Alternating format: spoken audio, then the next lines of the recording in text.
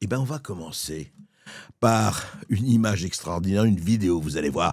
Une vidéo qui m'a laissé pantois quand je l'ai découvert sur les réseaux sociaux ce matin.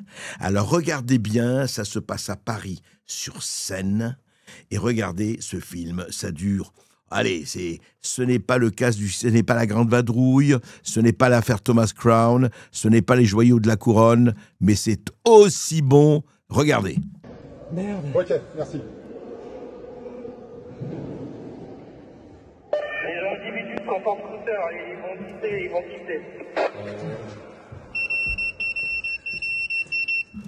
Putain, ça y est. La police.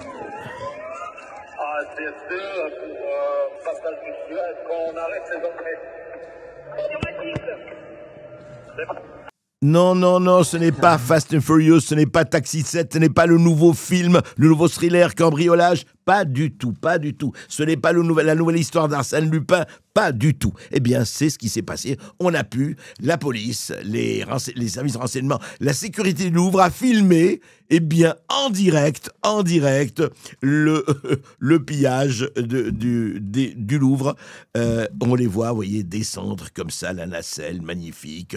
Ils descendent le mont de charge, ils vont monter sur leur moto et puis disparaître. Mais la police arrive, malheureusement, la police est arrivée un peu tard parce que la caméra qui surmontait la fenêtre d'où sont rentrés les pillards, eh ben, elle a été tournée du mauvais côté.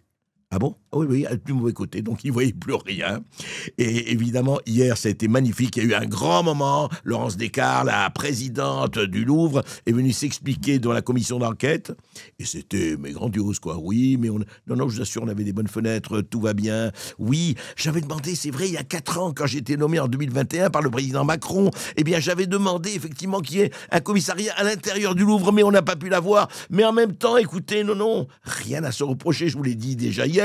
Rien à se reprocher, pas de sanctions, tout va bien dans le meilleur des mondes. Mais, et c'est là où ça devient très intéressant, heureusement que certaines entreprises, eh bien, elles savent en profiter. Regardez cette image magnifique, c'est une publicité pour la marque Beaucaire. Regardez. Alors voilà ce qu'il dit, la marque Beaucaire. Quand il faut à nouveau aller vite, le Beaucaire Agilo transporte vos trésors pesant jusqu'à 400 kilos à une vitesse de 42 mètres par minute, en silence, grâce à son moteur électrique 230 V. Voilà, c'était ce qui a servi, n'est-ce pas, aux malandrins de piller les joyaux. Eh bien voilà, le Beaucaire Agilo, eh bien, il a profité pour faire une pub d'enfer. Alors, je ne sais pas ce que ça va lui rapporter, mais en tout cas, Agilo, bravo. Et publicité gratuite, hein. Comme vous le savez, nous n'avons aucune page de publicité dans notre dans Toxin, ni encore moins dans notre émission. Donc, pas de problème. Et alors, il n'y a pas que. Il y a une autre marque aussi qui a fait quelque chose. Écoutez, c'est de bonne guerre, et c'est très drôle. Regardez cette image, regardez. Burger King France. Le 21 octobre, ils ne perdent pas de temps. Et qu'est-ce qu'ils ont? Vous voyez, qu'est-ce qu'ils disent? On se les fait voler tout le temps et on n'en fait pas toute une histoire, évidemment. Leur petite couronne Burger King, qui ne coûte pas tout à fait la même chose que les diamants de Napoléon ou de l'impératrice Eugénie. Voilà. Et il y a quelqu'un qui a d'ailleurs fait un truc formidable. Il venait d'être nommé Premier ministre et c'était au conseil municipal de Pau le 25 mars dernier. Regardez cet élan magnifique et cette profession de foi et cette confession de François Bayrou. Écoutez. Pour là, une autre station de recharge de véhicules électriques de Burger King. Burger King. Merci. Burger King, magnifique. Voilà une vraie déclaration politique, comme on les aime, hein, de François Bayrou. C'est très intéressant dans ces cas-là. Alex. Le nouveau ministre de l'Intérieur, Laurent Nunez, est pris dans une guerre des chiffres. Alors là, il s'est passé quelque chose de magnifique. Donc, Laurent Nunez, ministre de l'Intérieur, donc, eh bien, vous allez écouter en deux mouvements, hein, qui ont, à 24 heures d'intervalle. C'est très intéressant comment aujourd'hui la politique est perçue par ceux qui nous gouvernent. et comment il l'exprime et comment il le formule. Vous allez voir, c'est vraiment digne d'une comédie de Molière. On va vous donner un petit acte. Donc, imaginez, le 20 octobre, donc Laurent Nunez est sur LCI face à Darius Rochebain. Donc, on parle d'immigration, on parle d'insécurité, ministre de l'Intérieur, bien sûr. Écoutez. Mais ça veut dire, pardon, combien de clandestins en France comme ordre de grandeur ? Je ne veux pas donner ce chiffre. Je sais très bien que je vais alimenter des polémiques. Je n'ai pas envie d'aller sur ce terrain-là. Voilà, pardon, mais voilà. Mon job, c'est de lutter contre les filières et c'est ce que nous faisons, c'est ce que nous faisions et c'est ce que nous allons continuer à faire avec beaucoup de détermination. Vous comprendrez que ça paraîtra anormal à beaucoup de gens. Le contrôle du territoire, la sécurité de la personne et des biens, si je peux finir ma question, et simplement savoir combien de personnes, ça n'a rien de polémique, c'est de l'information de base de sécurité. Ça n'a rien de polémique, mais vous savez très bien qu'on donne parfois le chiffre de 200, 300 000. Voilà, ce sont des chiffres qui ne sont pas connus. Alors, vous avez bien entendu, c'est très intéressant. D'abord, Laurent Nunez dit « je veux pas de polémique, je veux pas alimenter la polémique, on n'est pas là pour donner des chiffres ». C'est quand même bizarre, hein. Il est là, c'est le ministre de la Sécurité, c'est le ministre chargé de protéger les Français. Voilà. Je crois, si ma définition n'est pas bonne, corrigez-la moi s'il vous plaît. Et il dit non, et puis après, devant l'insistance de Darius Rochebain, il dit écoutez, on avance les chiffres, il dit pas j'avance les chiffres, on avance les chiffres de 200, 300 000, mais voilà, il faut pas alimenter la polémique. N'alimentons pas la polémique, mais, c'est là où ça devient très intéressant, le lendemain, il est sur CNews face à Sonia Mabrouk, le lendemain même. Et écoutez, donc, le même Laurent Nunez face à Sonia Mabrouk. Et là, ce n'est pas tout à fait la même chose, vous allez voir. La mélodie n'est pas la même, les paroles non plus. Écoutez. Donc, voilà. 700 000 clandestins en France. C'est une estimation. Oui. C'est une estimation. Et je note qu'elle est loin des 200 000, monsieur le ministre. Il y a une fourchette. C'est plus, voilà. La fourchette de 6 à 900 000, voilà, me paraît assez cohérente, mais le chiffre de 700 000 l'est tout autant. Alors là, ça devient poétique. Là, la Molière est enfoncée. Je vais vous dire, mais enfin, ça n'a rien fait d'eau. N'en parlons pas. C'est magnifique. On est passé en 24 heures, le ministre de l'Intérieur, de 200 à 300 000 à le chiffre de 700 à 800 000. Miracolo. C'est quand même extraordinaire. Et évidemment, Sonia Mabrouk se fait un malin plaisir de lui rappeler les 200 000 de la veille. Alors, qu'est-ce que ça veut dire?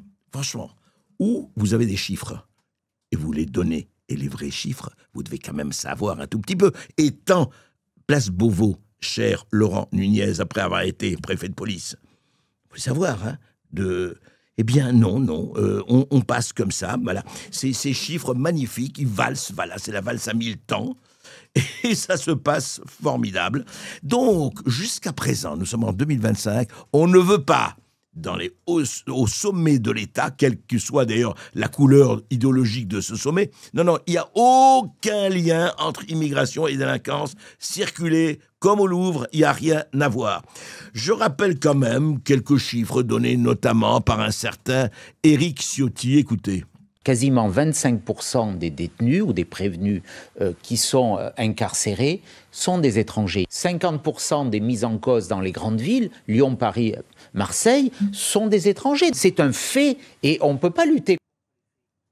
Alors, on ne peut pas lutter contre les faits. C'est un fait ou c'est pas un fait? Ce sont des vrais chiffres ou pas des faux chiffres? C'est extraordinaire qu'on en arrive à ce stade où chacun raconte n'importe quoi au sommet de l'État, je rappelle. Ce sont les gens qui sont beaucoup plus renseignés que nous, qui devaient avoir effectivement une image précise de ce qui se passe. Eh bien voilà. Et d'ailleurs, beaucoup plus tôt, le 26 octobre 2023, voici ce que racontait le président de la République, voici ce qu'il disait sur France 2. Écoutez Emmanuel Macron. Oui, quand on regarde aujourd'hui la délinquance à Paris, on ne peut pas ne pas voir que la moitié, au moins, des délinquants, des faits de délinquance qu'on observe, viennent de personnes qui sont des... Alors voilà ce que dit Emmanuel Macron. Alors on ne peut pas ne pas voir que la moitié, au moins, des faits de délinquance viennent de personnes qui sont des étrangers. Mais attendez. Alors, on ne comprend pas. Alors, qui alimente la polémique? Donc, c'est Emmanuel Macron qui alimente la polémique, Laurent Nunez. C'est qui alimente la polémique? C'est vrai ou ce n'est pas vrai? Est-ce qu'on peut arriver à ce que des responsables politiques chevronnés nous disent la vérité, nous disent ce qu'il en est, et pas commencer à dire 700 000, 200 000 la veille, 700 000 le lendemain, 1 million peut-être, et plus si affinité? C'est quoi cette histoire?